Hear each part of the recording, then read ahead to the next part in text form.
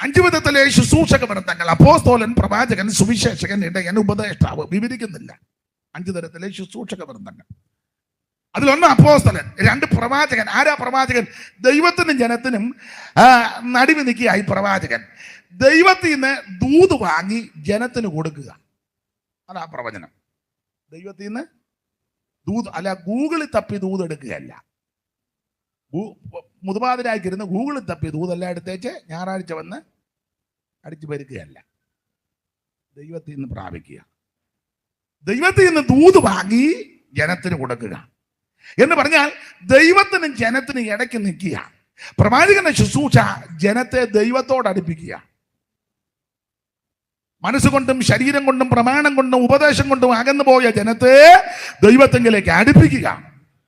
ദൈവത്തിൽ നിന്ന് ദൂത്. പ്രവാചകൻ കാണുകയും കേൾക്കുകയും ചെയ്യുന്ന വ്യക്തിയായിരിക്കണം. യിരെമ്യാവിനോട് ചോദിച്ചു, യിരെമ്യാവേ നീ എന്തോ കാണുന്നു? അയ്യോ, ഞാനൊരു ജാഗ്രത വൃക്ഷത്തിന്റെ കൊമ്പ് കാണുന്നു. ബദാ.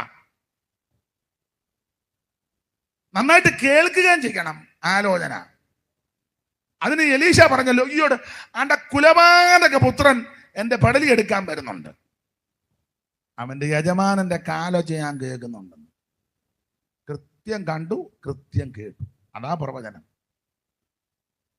അല്ല പേർഷ്യ വിടുന്ന മാത്രം പറഞ്ഞേച്ച് കിടക്കുന്നതല്ല. കാര്യങ്ങൾ കൃത്യമായിട്ട് പറയണം. സ്തോത്രം. പണ്ട് ഒരാളോട് പ്രവചിച്ചു, മകനെ ഒരു പക്ഷിയെങ്കിൽ നീ അമേരിക്കയ്ക്ക് പോകും.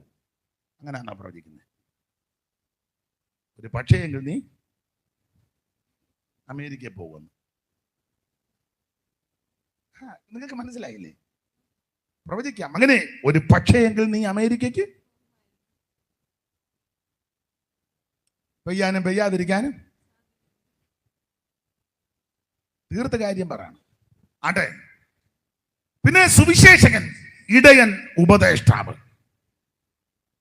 5 തരത്തിലെ ശുശ്രൂഷക വൃത്തങ്ങൾ. ഇടയനും ഉപദേഷ്ടാവും അത് ഏകദേശം 2 പേരുടെയും ശുശ്രൂഷ ഒന്ന് തന്നെ.